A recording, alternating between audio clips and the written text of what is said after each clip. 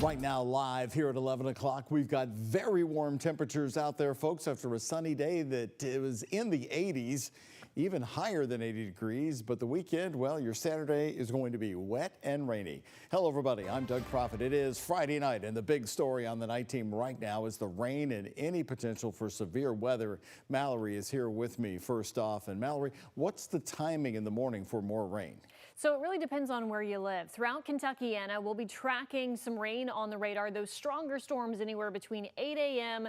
to 3 p.m. It's going to cross from northwest to southeast throughout the coverage area. For Louisville, looking to be probably anywhere between 11 a.m. and 1 p.m. where we could have the gustiest winds and heaviest rainfall. Of course, we are still dealing with river flooding off to the north. This is the East Fork of the White River, still under a flood warning until further notice, until those river levels are allowed to recede back down below flood stage. We've enjoyed a quieter, drier day today. You're seeing that here on the Max HD radar. Of course, that led to record warmth this afternoon with high temperatures in the lower 80s.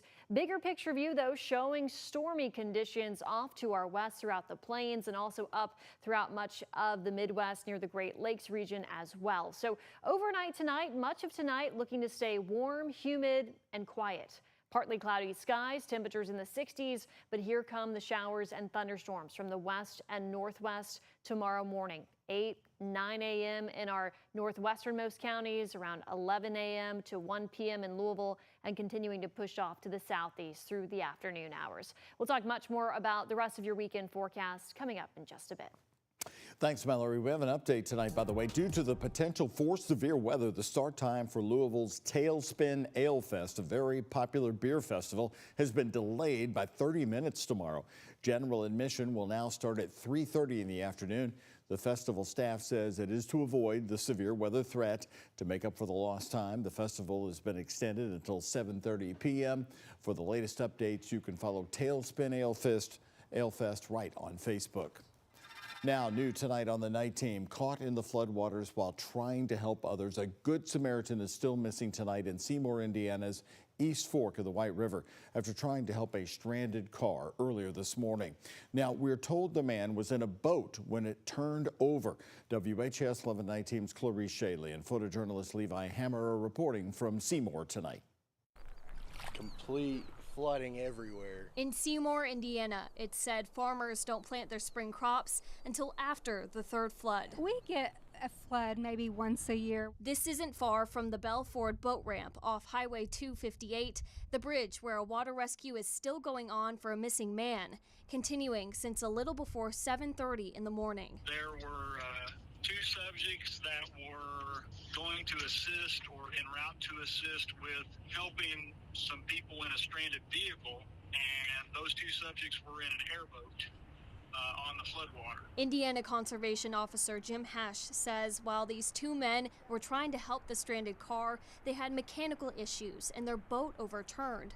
One man made it out of the water, but the other hasn't. Neither of the people that were involved in this incident were wearing a life jacket or had it available to them in the watercraft when the boat capsized. Locals still come out to the roadblock on Highway 258, headed east to Cortland to see the flooding along the East Fork of the White River. Our friend lives in Cortland. We were trying to go out there and see them. Can't even get out there besides going all the way out of town into Columbus. This crop field almost looks like it has a lake in it. We're about a mile away from the East Fork White River, and the water is going all the way up to the backyards of some of these homes. This flooding is normal, but hearing about the water rescue caught their attention. The community around here were very helpful. People don't realize how rough and how swift this river water is right now, and it's very deep in this vicinity. As the search continues, friends think of the cleanup that'll need to happen after the water recedes. It's going to get higher, I'm sure, with the rain, more rain coming. And more rainfall to come. There'll be, April showers bring more floods. Hitting an area that traditionally floods. In Seymour, Clarice Shaley, WHAS 11 night team on your side. The search continues tomorrow for the missing man and will not end until they find him. Jackson County, Indiana dispatchers told us around 5 tonight that since March 4th, when the flooding began, there have been 14 calls for emergency water rescues. 7 of those calls came in just today alone. Happening tonight, the Louisville Metro Police Foundation hosting the Metro Police Awards celebration, honoring, among those honored, longtime police officer Pam Oberhausen. Ladies and gentlemen, Sergeant Pam Oberhausen. Officer Timothy O'Daniel, the Detective of the Year, founded LMPD's Digital Forensics Unit. He was honored for his dedication and expertise in the murder of Crystal Rogers of Bardstown. It's an evening the department takes to recognize officers who keep the Metro safe. Some of the top honors include the Medal of Valor, Medal of Honor, and Officer of the Year. 113 officers and 1 canine received awards tonight. Right here, new at 11, a judge involved in the trial for the former Letcher County, Kentucky sheriff accused of shooting and killing a judge in his chambers has denied a motion for his recusal to get off the case. Former Sheriff Sean Mickey Steins faces murder charges after the killing of District Judge Kevin Mullins in the courthouse in September of 2024. In December, Steins' attorney filed a motion requesting that Judge Christopher Coran recuse himself from this case. They argued that this video from a week before Mullins died shows Coran and Mullins during a Kentucky Judicial Commission on Mental Health. Now, this is the part of the video right here. Today, Coran denied the motion, saying he had no bias in the case and should not be questioned, explaining that he and Mullins both served on the commission, but it would not interfere with the case. Tomorrow marks 1 week since the start of the joint attacks on Iran by the United States and Israel. Here are your top headlines tonight on this Friday night. 27,000 Americans have returned to the United States from the Middle East. According to ABC News, sources say the U.S. military was striking targets in Iran, hitting an elementary school, killing dozens of children last Saturday. President Donald Trump posted on social media saying, quote, "There will be no deal with Iran except unconditional surrender."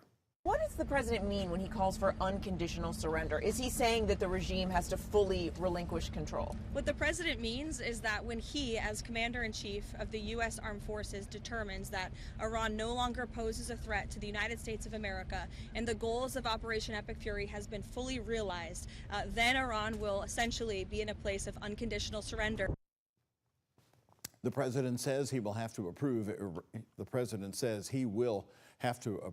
Iran's next leader, but he hasn't said how that would happen. Tomorrow, he will be in Delaware, attending the dignified transfers of the remains of the 6 Americans who have been killed so far in the conflict. He would say, "Show your love for the Reverend Jesse Louis Jackson." Don't go to bed just yet. Next on the night team, the 5-hour-long funeral service, fiery speeches, gospel music, 3 U.S. presidents. We head to Chicago for the homegoing ceremony of the Reverend Jesse Jackson. New tonight, it's down the stretch they come. The line wrapped around this building at Kroger. The new edition of the Derby bourbon bottle is out. Plus, later on the night team, the flag raising at Lyman T. Johnson Traditional Middle School. The school community coming together today to celebrate. And today we had record warmth. Louisville broke the previous daily record by 5 degrees, making it up to 83. We do have storms back in the forecast tomorrow, followed by very nice weather on Sunday. Your full weekend and 7-day forecast coming up after the break. Here's a check of today's Kentucky Lottery jackpots. Mega Millions, $496 million. Powerball, $35 million. The Kentucky Lottery, funding education for over 1 million Kentucky students.